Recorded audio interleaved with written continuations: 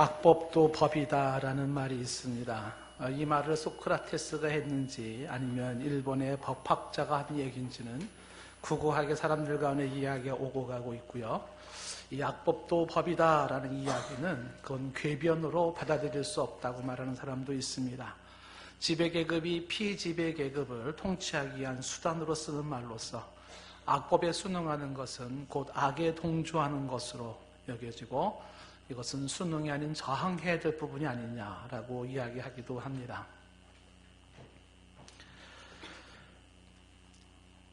자, 이 악법도 법이다라는 말이 나오게 된 그 배경은 일본의 법 철학자 오다카 도모라는 사람의 이야기에서 나왔다고 하는데, 이분들의 이야기 속에는 소크라테스를 배경으로 한 것만은 틀림이 없습니다. 우리가 잘 알다시피 소크라테스가 시기를 받고 사람들로부터 이제 죽음의 위기에 몰린 상황이 되었습니다. 워낙 똑똑한 이 철학의 아버지인 소크라테스를 죽이기를 작정했던 사람들, 이제 그는 억울한 모습으로 죽음을 눈앞에 두었을 때에 쟤들이 찾아와서 선생님 도망가십시오 라고 권면을 했습니다. 억울하게 독배를 드시는 것은 옳지 않습니까? 하는 그런 내용이죠. 그때 소크라테스의 이야기는 여보게 내가 꼭 죄가 있어 죽어야 하는가 라고 이야기를 하면서 기꺼이 그는 죽음을 선택했다는 것입니다. 굳이 죽을 죄가 아님에도 불구하고 그러나 현행 법에 입각해서 아테네 법에 의해서 그는 기꺼이 독배를 마시고 죽었다는 이런 이야기를 우리는 기억을 합니다. 그래서 이 소크라테스를 이야기할 때 종종 부당한 법 앞에서 실정법을 존중했던 철인으로 이렇게 평가를 하고 있습니다. 법을 존중한 그가 죽음 자체도 마다하지 않았다, 이런 의미를 가지고 있는 것이죠. 이 부분에 대해서도 해석을 달리하시는 분도 있습니다만은 소크라테스가 법을 존중해서 그런 게 아니라 죽음을 악으로 보지 않고 죽음을 선으로 보았기에 죽음 앞에서 죽음을 피하지 않았다, 이런 해석도 합니다만은 한번 이런 그림을 한번 그려봅니다. 여러 가지 해석은 있지만 법 앞에선 소크라테스를 한번 생각해봐요. 죽음을 눈앞에 두고 있는 그 상황에서도 법 앞에 서 있는 소크라테스의 모습을 한번 생각을 해봅니다. 유사한 모습으로 우리가 생각해 볼 수 있는 것은 이 세상 법정에 서 있었던 예수 그리스도의 모습도 동일하게 한번 생각해 볼 수가 있습니다. 당시 유대의 총독이었던 빌라도 앞에 서 있던 바로 예수 그리스도는 법 앞에 서 있습니다. 세상 법 앞에 서 있는 것이죠.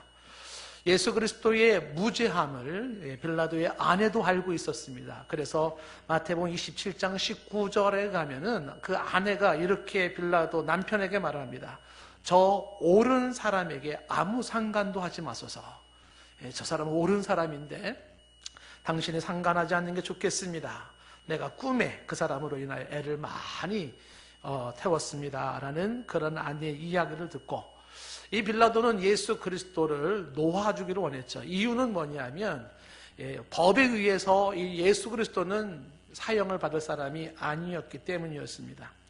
그런데 마태복음 27장 24절에 보면 사람들의 아우성 소리에 십자가에 못 박으소서라는 그 아우성 때문에 빌라도가 아무 성과도 없이 도리어 밀란이 나려는 것을 보고 물을 가져다가 무리 앞에 손을 씻죠. 그리고 말하기를 이 사람의 피에 대하여는 나는 무죄하니라, 너희가 당하라, 이렇게 얘기를 합니다. 이 사람의 피에 대해서 나는 무죄하다.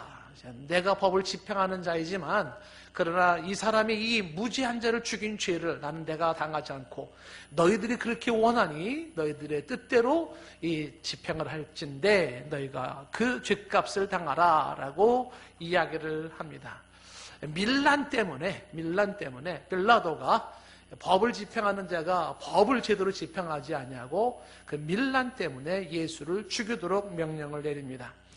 그래서 사람들은 그 피를 우리 자손에게 돌릴지어다 라고 얘기를 했고 27장 26절 말씀에 이에 죄인인 바라바는 놓아주게 되어 있고요. 예수는 채찍질하고 십자가에 못 박게 넘겨주었다라고 이야기를 합니다. 좀 전에 소크라테스가 죽음을 앞에 두고 법 앞에 서 있어요. 실정법 앞에 서 있습니다. 바로 그와 같은 모습으로 예수 그리스도가 지금 법 앞에 서 있습니다. 세상 법정 앞에 서 있습니다. 소크라테스의 모습에서 보여줬던 의연한 모습이나 지금 처참하게 죽어가야 할 자신의 운명 속에서도 의연하게 서 있는 예수 그리스도의 모습을 생각해 볼 수가 있습니다. 물론 두 사람의 죽음은 달라요. 목적은 다릅니다. 예수님은 당신이 죽음의 목적을 가지고 그는 대속물로 죽지만, 그러나 세상 법적으로 보면 불법적인 사형이 언도된 것입니다. 이런 법 앞에서, 악법의 그 불의한 법 앞에서도 의연하게 그 법을 받아들이고 있는 사람을 주목해 볼 수가 있습니다. 현재 우리가 살고 있는 지금 대한민국이 지금 아주 온통 아주 혼란 속에 빠져 있습니다. 최순실이라는 사람 때문에 오늘 아침에도 헤드라인 뉴스에 이렇게 나왔더라고요. 청와대 압수수색 불발 이렇게 나왔어요. 압수수색이 불발되었다라는 거죠.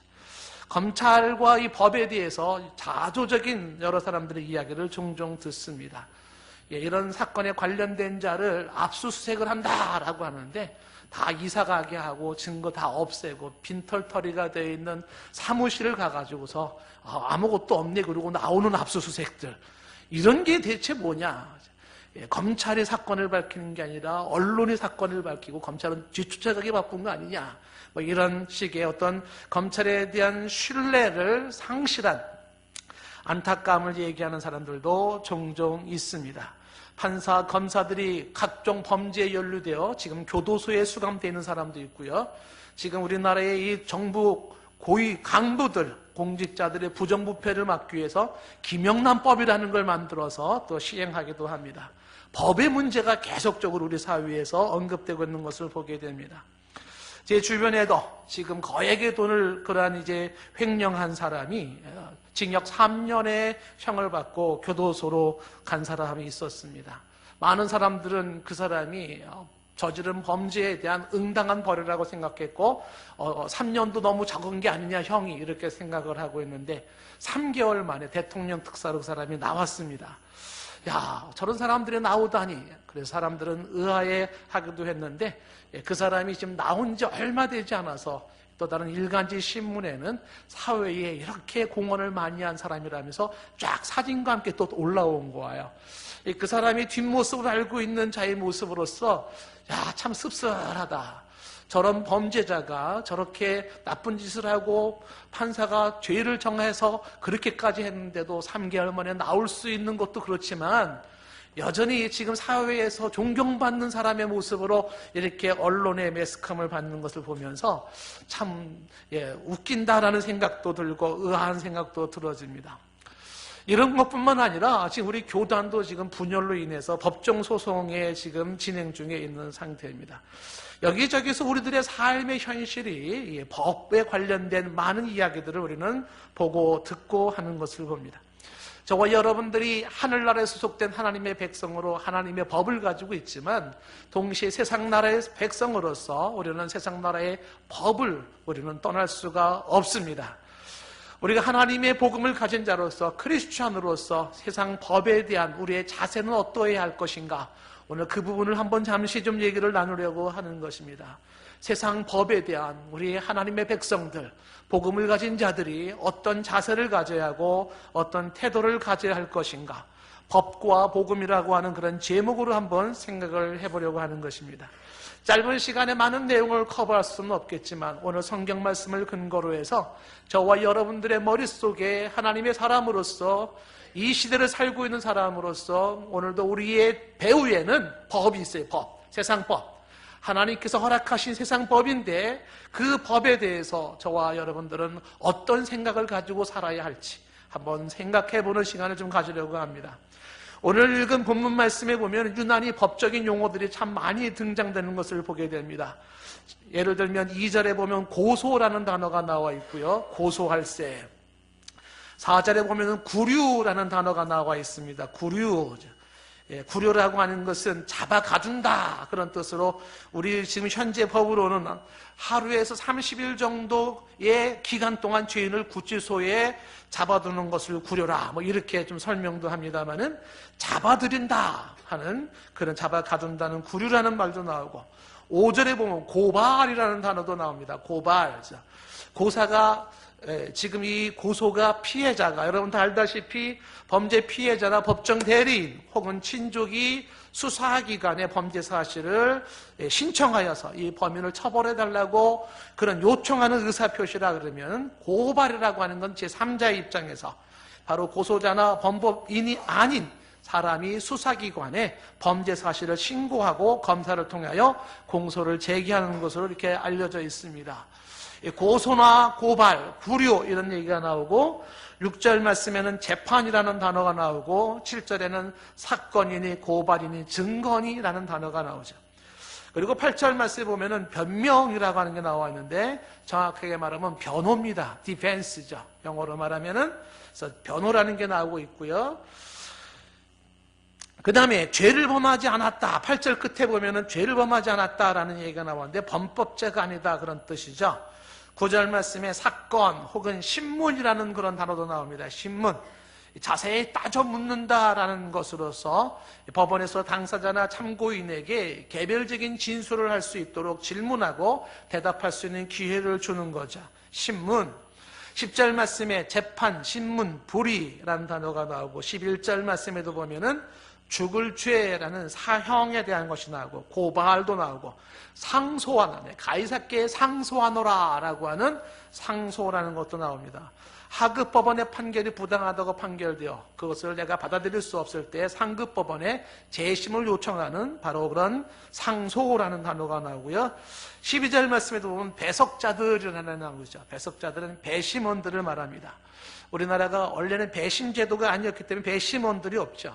제가 미국에 있을 때는 그 법원에서 배심원으로 와달라는 초청을 제가 받았습니다. 제가 대단해서 그 초청을 받은 게 아니에요.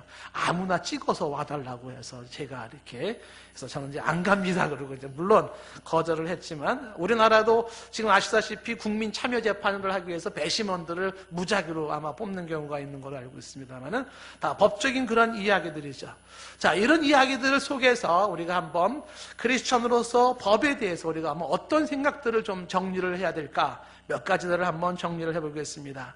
첫 번째로 주목해 볼 수 있는 것은 뭐냐면 법의 피해입니다. 법적인 피해가 있다라고 하는 부분을 먼저 우리가 보게 되는데요. 그런데 이 법적인 피해, 즉 억울한 재판에 법적인 피해를 받는 경우가 있을 수 있는데, 거기에도 하나님의 뜻이 있더라라고 하는 것을 먼저 생각을 해봅니다. 법적인 피해를 받는 그 현장에도 하나님의 뜻이 있더라. 자, 어떤 내용이냐면 오늘 말씀을 나오기 전 앞부분 24장 27절 말씀에 보면 이런 내용이 나오죠. 이태가 지난 후라고 되어 있습니다. 이태가 지난 후라는 것은 2년이 지났다라고 하는 것이죠. 도대체 이 2년이 지났다라는 게 뭐냐? 계속 읽어보면은요, 거기에 보르기오 베스도가 벨릭스의 소임을 이어받으니 벨릭스가 유대인의 마음을 얻고자 하여 바울을 구류하여 두니라. 아까 얘기했잖아요. 구류라고 하는 거, 잡아 가둔다라는 거예요. 감옥에 넣는다. 사도 바울을 감옥에 놓았는데 얼마 시간이 지났냐면 2년의 세월이 흘렀다라고 하는 것입니다. 지금 이 벨릭스라고 하는 이 총독이 유대인의 마음을 얻고자 하여 의인인 바울을 죄인 취급하여 감옥에 2년 동안 가두어 두었다라고 하는 내용인 것입니다. 사도 바울은 억울한 모습으로 2년 동안 옥살이를 했다라는 이야기인 것이죠.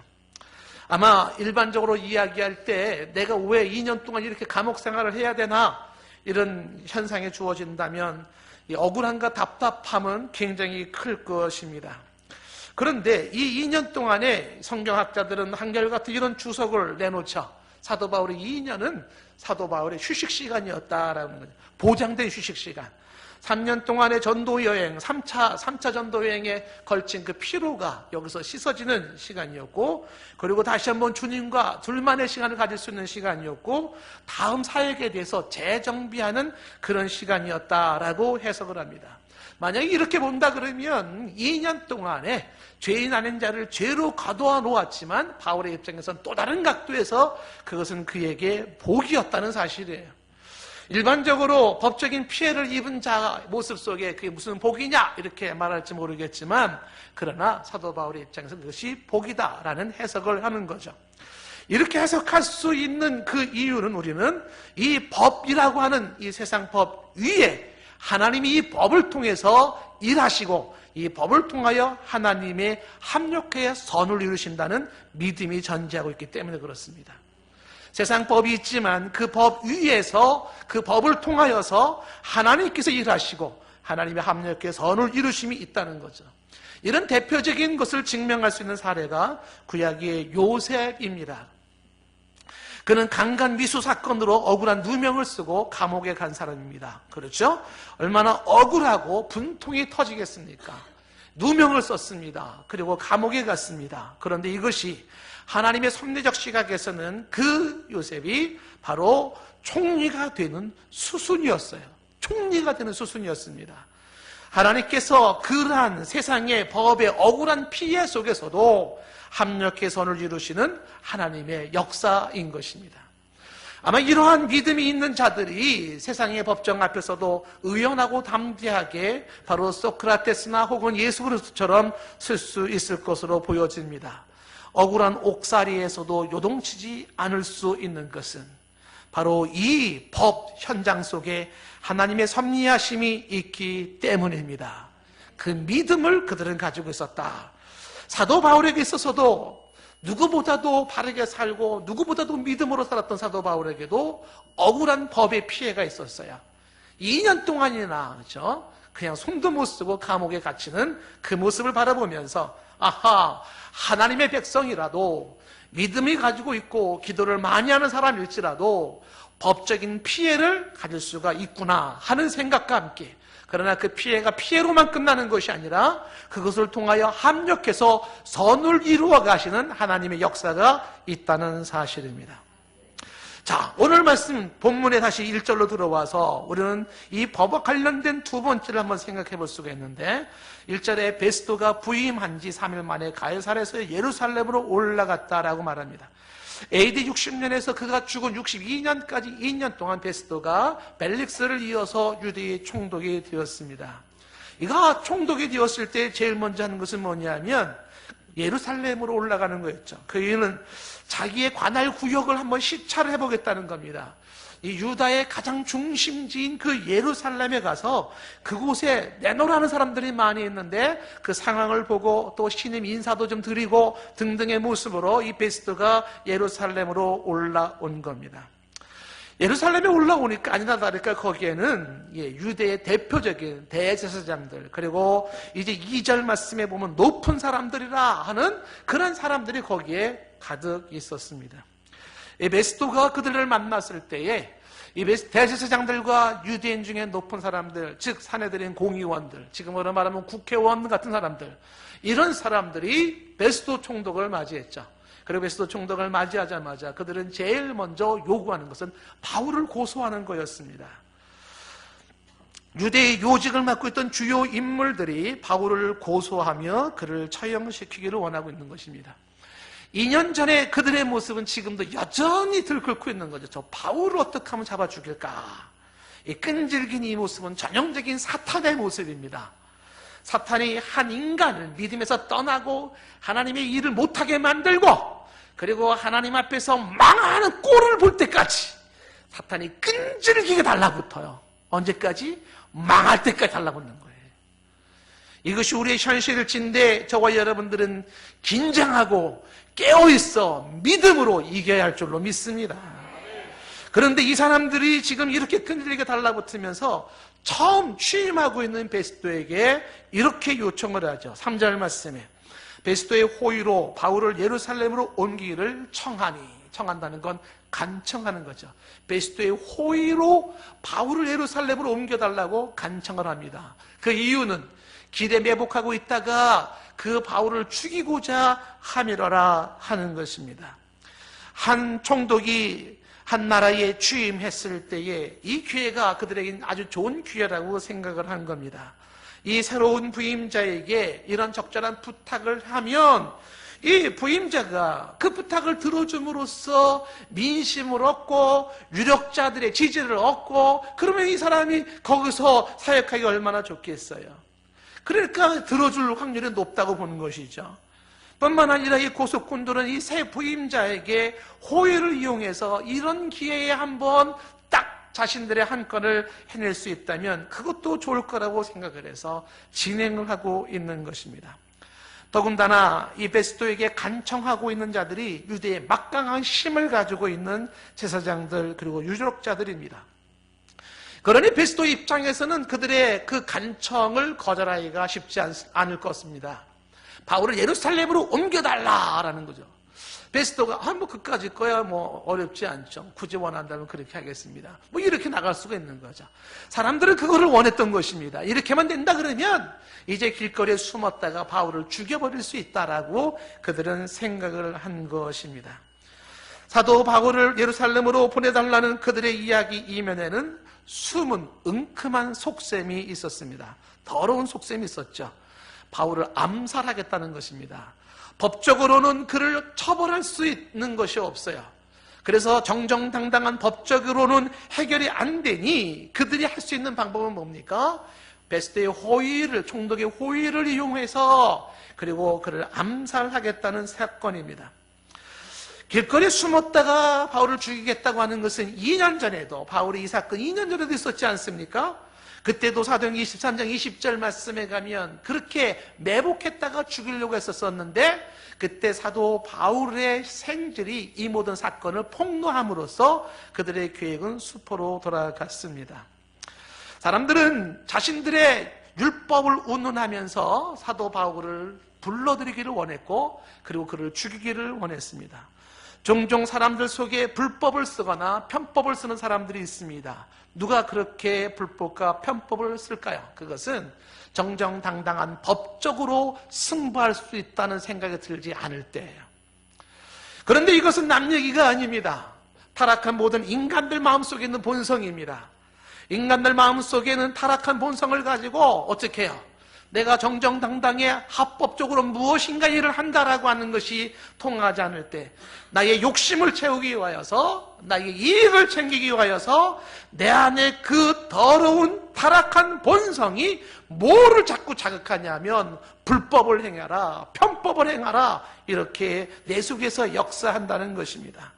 저와 여러분들도 이런 모습 속에서 우리가 살고 있는 현실일진데 오늘 말씀을 보면서 유대인들과 같이 이렇게 편법을 써서 사람을 죽이려고 하는 것 같은 그런 요소들이 우리에게 보인다면 어떻게 해야 될까요? 예수의 이름으로 쫓아내야 돼요. 내가 나와 싸워야 됩니다. 저와 여러분들이 하나님 앞에서 복음을 가진 자요, 하나님의 자녀로서 부름받은 자로서 오늘도 내가 나를 무장시켜야 하고 오늘도 나를 긴장시켜야 하는 게 뭐냐면 준법 정신이죠. 합법 정신이죠. 법을 준수하겠다. 법을 따르겠다. 이런 것이 크리스천들이 자기 속에서 계속 무장을 해야 한다는 것입니다. 하나님께서는 이 세상에 법을 주시고 그 법이 제대로 집행되어지기를 원하고 있어서 우리는 그 법을 존중하고 그 법을 따르고자 하는 자세를 가져야 합니다.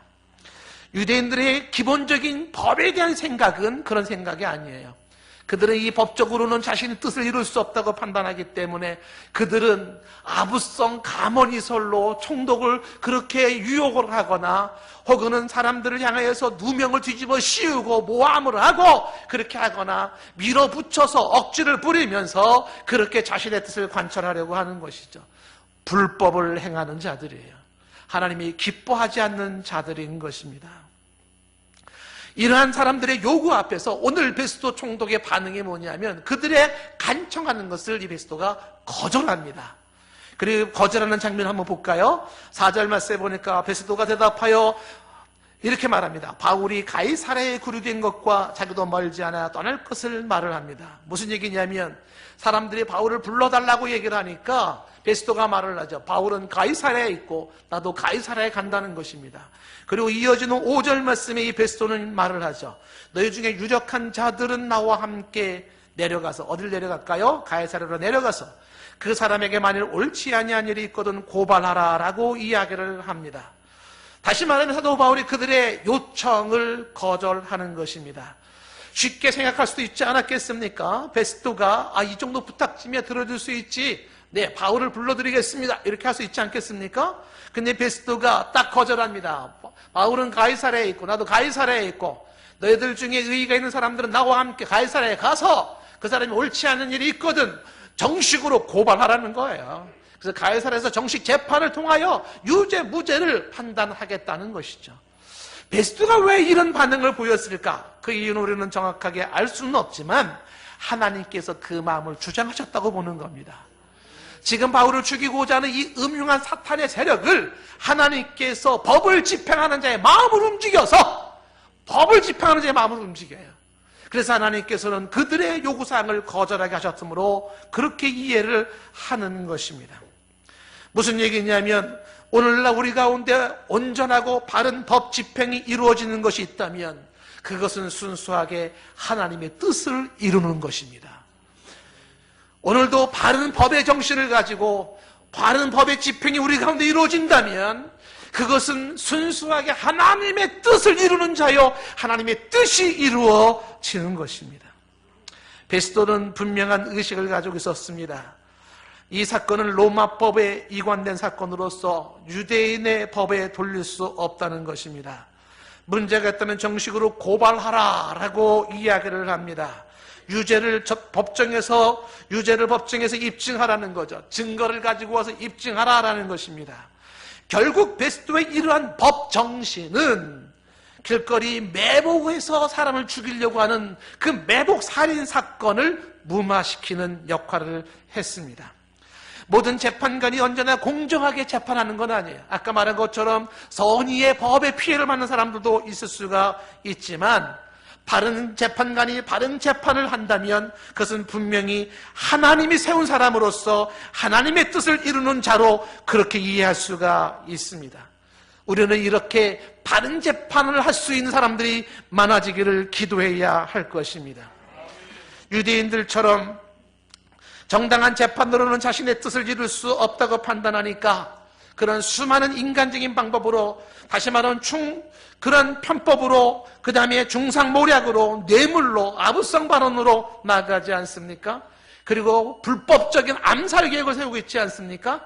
이런 것이 일반적인 상황이라 할지라도 그 가운데 법의 정신을 가지고 있는 베스토와 같은 사람이 있다 그러면 공정한 법이 우리 가운데 쓰게 될 것입니다. 이 땅에 법을 주신 하나님께서는 백성들이나 지도자들이나 모두가 법을 준수하기를 원하십니다. 법이 제대로 집행되기를 우리 하나님은 원하십니다. 그래서 그 법으로 말미암아 이 땅에 정의가 세워지고 이 땅에 공의가 세워지고 이 땅에 질서가 세워지고 이 땅에 안정이 세워지기를 원한다는 것입니다. 너나 나나 할 것 없이 법이 무시되어진다면 무법천지가 될 것이고 불법이 흥행할 것이고 거기에서 온갖 더러운 죄악들이 범죄가 들끓게 될 것입니다. 왜 하나님께서는 우리 가운데 세상법을 주셨을까? 그것은 우리를 올가매는 데 목적이 있는 것이 아니죠. 하나님의 그 정의와 공의가 그 법을 통해서 실현되기를 원하고 있다는 사실입니다. 이러한 입장에서 우리는 기도 제목을 갖고 기도해야 할 겁니다. 주여, 우리를 포함한 이 국민들 모두가 법을 존중하게 하옵시고 법을 지키는 자가 되게 하여 주시옵소서. 오늘날 한국의 법이 권력의 시녀로 전락되지 않게 하시고 돈 앞에 무력해지고 전관예우에 흔들리는 그런 법이 되지 않게 하옵소서. 법을 집행하는 사람들의 그 자질과 실력과 의식과 인격이 구비되도록 축복하여 주시옵소서. 이 땅에 억울한 법의 피해자가 없게 하여 주시고 공의가 세워지게 하옵소서. 마땅히 잘못된 자들은 벌을 받게 하셔서 더 이상 죄악에 고개를 들지 못하게 하옵소서. 굉장히 이러한 이야기들이 너무 직설적인 것 같지만, 원칙적인 것 같지만 이것이 복음을 가지고 나아가면서 우리가 해야 할 사명이라는 사실이에요. 재판이 열립니다. 6절 말씀에 이제 베스토가 재판 자리에 앉고 바울을 불러오죠. 바울을 데려오라. 피고 바울이 출두했습니다. 정식 재판이 개정되었습니다. 재판석에 베스토 총독이 앉습니다. 그때 7절에 보면은 그가 나올 때 예루살렘에 내려온 유대인들이 둘러서기 시작합니다. 법정에 사람들이 둘러서기 시작하죠. 왜? 한 사람이 나와서 이 사도 바울을 고소나 고발하지 아니하고 유대인들이 왜 둘러서서 여러 가지 중대한 사건으로 고발을 할까요? 그것은 숫자로 세를 과시하여서 재판을 유리하게 이끌기 위한 분위기를 몰아가는 그들의 모습으로 이해가 되어지는 것입니다. 숫자로 인하여서 그 재판석의 분위기에 몰아가고 그리고 사도 바울을 겁주기 위한 것이죠. 종종 법정에서 사람들이 소리를 지르거나 야유를 보내거나 윽박지르면서 재판 분위기를 몰아가는 경우가 있습니다.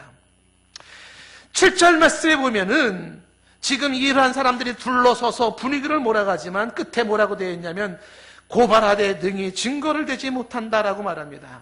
고발은 있지만 증거는 없다라는 이야기죠. 증거가 없는 상태에서 분위기를 한 사람을 죄인으로 몰아세우는 것이죠. 우리는 이런 부분에 눈이 사실은 열려야 됩니다. 어쩌면 대중을 선동하고 어쩌면 언론 분례를 해가면서 의인을 제급으로 죄인으로 취급하는 그런 일들이 우리 가운데 있을 수가 있습니다. 크리스찬으로서 하나님의 사람들로서 우리는 이런 부분에 대해서 예의주시해야 할 것이에요. 그런 식으로 법이 집행되지 않도록 해야 한다는 사실이죠. 우리의 현행법은 이런 경우에는 증거 불충분으로 혐의 없음 혹은 무고죄로 도리어 처벌할 수 있게 되어 있습니다. 그럼에도 한국 법은 유난히 인정에 약하고 편법에나 혹은 대세에 여러 가지에 의해서 법이 흔들리는 것을 바라볼 때마다 아하, 하나님께서 원하시는 것은 이것이 아닌데 하는 생각을 갖게 되는 것입니다. 자, 이런 모습 속에서 사도 바울은 어떤 법적인 자세를 가지고 법정에 임했는지를 한번 주목해 보면 사도 바울은 법적인 권리를 행사하면서 법적인 책임을 지겠다는 기본적인 자세가 있음을 보게 됩니다. 법적인 권리를 난 쓴다. 이거는 정정당당한 하나님이 주신 특권이고 축복이에요. 그리고 법적인 하자가 있을 땐 책임을 지겠다라는 자세가 살아있었다는 겁니다. 8절 말씀에 바울이 변명하여 이르되, 변명한다는 건 좀 전에 이야기한 것처럼 사도 바울이 변호하는 것이죠. 그가 얘기할 때 다시는 율법이나 성전의 가이사에게 죄를 범치 않았다고 이야기합니다. 2년 전 죄목과 동일한 부분에 사도 바울은 자신이 무지함을 이야기를 하는 것입니다. 세 가지를 들어서 얘기할 때 율법으로 바울은 무죄하죠. 바울은 율법을 범하지 않았습니다. 오히려 율법의 완성을 말했을 뿐이에요. 율법의 해석상의 차이가 있다고 말할지 모르지만 사도 바울은 율법을 준수했고 율법의 완성으로서의 예수 그리스도와 그의 부활을 말했을 뿐이죠. 율법을 어긴 자는 아니에요. 더군다나 사도 바울은 성전을 더럽히지 않았습니다. 사도행전 21장 28절 이하의 말씀에 말한 것처럼 사람들이 오해하고 있었습니다. 성전을 더럽히지도 않았어요. 더군다나 세 번째, 가이사에게도 범죄하지 않았다는 것은 로마 실정법을 어기지 않았다는 것입니다. 이렇게 자신의 무죄를 당당하게 입증을 하죠. 하나님의 사람들은 단지 하나님을 믿는 믿음 때문에 억울하게 법적인 피해를 봐야만 되는 것은 아니에요. 할 수 있는 우리가 하나님 앞에서 할 수 있는 법적인 권리를 쓰고 그럼에도 불구하고 어쩔 수 없이 판결이 내려진다면 거기에 하나님의 뜻이 있음을 받아들여야 되겠지만 할 수 있는 법적인 권리를 쓰는 건 필요합니다. 9절 말씀에 사도 바울은 그 권리를 이렇게 쓰고 있죠. 자신을 변호함과 동시에 베스도가 유대인의 마음을 얻고자 바울에게 물을 때에 내가 예루살렘에 올라가겠느냐라는 이런 신문을 받을 때 사도 바울의 대답은 10절에 이렇게 얘기를 합니다. 내가 가이사의 재판 자리에 앉아서 앞에 섰으니 마땅히 거기서 신문을 받을 것이라. 당신도 잘 아는 바와 같이 내가 유대인에게는 불의를 행할 일이 없다라고 말하면서 11절에 나는 11절 끝에 이렇게 말하죠. 나는 가이사께 상소하노라 라고 이야기를 합니다. 사도 바울은 상소권을 그는 그렇게 이용하고 있는 거죠. 사도 바울이 이렇게 가이사에게 상소했던 것은 합법적인 당당한 그의 권리를 주장하는 거예요. 저와 여러분들이 하나님 앞에서 법적인 당당한 권리를 주장할 수 있기를 바랍니다. 로마의 시민권자로서 시민권을 그는 그렇게 쓰고 있는 것이죠. 그렇게 이야기하는 것은 베스도나 이 벨릭스나 마찬가지로 이거 상소하지 않냐면 재판이 자꾸 길어질 수가 있어요. 이것은 사도 바울을 죽이려는 암살 그 음모가 자신의 신변에 위협이 될 수도 있지만 이런 모든 것 중에서도 가장 중요한 상소 이유는 바로 우리가 사도행전 23장 11절에 나와 있는 말씀처럼 하나님께서는 이 사도 바울이 로마로 가야 한다는 것이에요. 하나님의 뜻을 이루기 위하여서 사도 바울은 비록 예수의 몸일지라도 로마에 가기를 원했고 상소를 한 것입니다. 세상의 법 아래 있지만 그러나 세상의 법을 통하여서 하나님의 뜻을 이루기를 원했던 것이 사도 바울의 법 정신이었다는 것입니다. 사도 바울이 이렇게 상소하며 법적인 권리를 행사하는 것은 그에게는 기본적인 법적인 책임을 지겠다는 자세가 전제되어 있습니다. 11절 말씀에 이렇게 되어 있잖아요. 무슨 죽을 죄를 지었으면 죽기를 사양하지 아니할 것이라 라는 이야기를 합니다. 무슨 얘기입니까? 굳이 범법 사실이 드러난다면 그는 죽기를 마다하지 않겠다는 것입니다. 그들처럼 편법 쓰고 불법을 쓰고 아부를 하고 뇌물을 쓰고 이런 거 하지 않겠다는 것이죠. 정정당당하게 저 법의 재판을 받아서 죽어야 한다면 죽겠다라는 것이죠. 독배 앞에서 의연했던 소크라테스처럼 혹은 십자가 형벌 앞에 의연했던 예수 그리스도처럼 사도 바울도 그런 의연함 속에 죽을 것도 각오하면서 법적인 책임을 질 자세를 가졌다는 것이에요. 이것이 진정으로 가져가야 할, 우리가 배워야 할 법의 자세인 것입니다. 사도 바울의 이러한 모습 속에 책임을 지겠다는 생각을 가지고 그는 그렇게 상소권을 쓰고 있는 것입니다.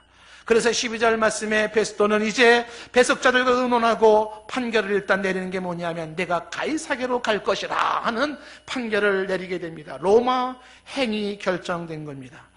여러분, 오늘 말씀을 우리는 정리하고 싶습니다. 하나님은 우리에게 세상 법을 주셨습니다. 그 법은 불의한 자에게 처벌하라고, 그래야 하나님의 공의가 실현되려고 주신 법이며 의로운 자들은 마땅히 그 법이 보호하여서 악으로부터 지켜주라고 그 법이 존재하는 것입니다. 그럼에도 타락한 본성을 가지고 있는 인간은 자신의 욕망을 채우기 위하여 그 법을 어기고 불법과 편법을 쓰고 있는 것이죠. 신앙을 가진 자로서 내 안에 그런 모습이 꿈틀거릴진데 우리는 그것과 싸워야 합니다. 중법 정신, 합법 정신이 더 강하게 우리 가운데 살아 있어야 할 것입니다. 그리고 법에 대한 책임을 져야 한다면 기꺼이 져야 할 것이에요. 우리 지금 한국의 문제가 지금 심각한 문제들이 그런 거 아닙니까? 그리고 하나님께서는 이 땅에 법이 제대로 집행되기를 원하신다는 사실입니다. 법이 법으로서 제대로 집행되는 그런 나라를 하나님은 원하시고, 그래야 이 땅에 정의와 공의, 질서와 안정이 있는 사회를 하나님은 원하신다는 것입니다. 법이 권력 앞에 흔들리는 일이 있어서는 안 될 것이고, 유전무죄, 무전유죄, 돈에 의해 흔들려서도 안 될 것이며, 전관예우, 학연, 지연, 혈연에 의해서도 흔들려서는 안 될 것입니다. 억울한 피해자가 생기지 말아야 할 것이고, 죄인이 활개를 치는 일이 있어서도 안 될 것입니다. 법이 살아야 할 것입니다. 아모스 5장 24절에 우리가 종종 인용하는 말씀이 있지 않아요? 오직 정의를 물같이 공의를 마르지 않는 강같이 흐르게 할지어다. 저와 여러분들이 복음을 가지고 하나님의 뜻을 이룰 자로서 우리가 가져야 할 사명이 있어요. 그 사명이 뭡니까? 정의를 물같이 공의를 마르지 않는 강같이 흐르게 하는 것입니다. 하나님께서 우리를 통한 기대인 것이지. 그러면 때때로 인간의 한계로 말미암아 부적절한 법의 판결이 주어진다면, 그것도 악법도 법으로 존중하여 그 와중에도 함께 하신 하나님이 그 법을 통하여 역사하실 것을 신뢰하며 기꺼이 그 법에 순응하는 것이지. 저와 여러분들에게 오늘 함께 도전하고, 그리고 우리가 두 주먹을 쥐고 함께 우리는 이런 자세를 갖기를 원합니다. 법 앞에 떳떳하고 법 앞에 책임감 있는 모습으로 당당하게 서는 자세를 훈련할 수 있기를 바랍니다. 필요하다면 정당한 법의 권리를 주장할 수 있도록 법에 대한 상식과 공부도 해야 할 것입니다. 흔히 얘기하는 것처럼 잠자는 권리는 보호받지 못한다고 많은 얘기들을 하고 있지 않습니까? 그런 일들은 우리가 하나님 앞에서 나의 무지가 정정화될 수는 없을 것입니다. 더 많이 배우고 더 많이 알고, 그래서 우리가 다른 사람들을 탈법과 편법으로 사기를 쳐서도 안 되겠지만, 그런 탈법과 편법으로 사기치는 사람에게 당해서도 안 된다는 사실입니다. 법을 통하여 궁극적으로 우리 가운데 하나님의 뜻이 이루어지고, 이 세상 법을 통하여 이 땅에 하나님의 나라가 이루어지기를 원합니다. 미가서 오늘 말씀으로, 오늘 설교의 말씀을 대신 결론을 내리고 싶어요. 미가서 6장 6절과 8절까지 말씀 속에 한 미가 선지자의 고민이 나와 있습니다. 그는 하나님 앞에서 이런 고민을 해요. 6절 말씀에 내가 무엇을 가지고 여호와 앞에 나아가며 높으신 하나님께 경배할까? 내가 번제물로 1년 된 송아지를 가지고 그 앞에 나아갈까? 그러면 하나님이 기뻐하실까? 7절에 여호와께서 천천의 수양이나 만만의 강물 같은 기름을 기뻐하실까? 내 허물을 위하여 내 마다들을 내 영혼의 죄로 말미암아 내 몸의 열매를 드릴까? 거룩한 하나님 앞에서 이 고민하는 미가 선지자는 이렇게 8절 말씀에 이야기를 합니다. 사람아, 주께서 선한 것이 무엇임을 내게 보이셨나니 여호와께서 내게 구하시는 것은 오직 정의를 행하며 인자를 사랑하며 겸손하게 내 하나님과 함께 행하는 것이 아니냐.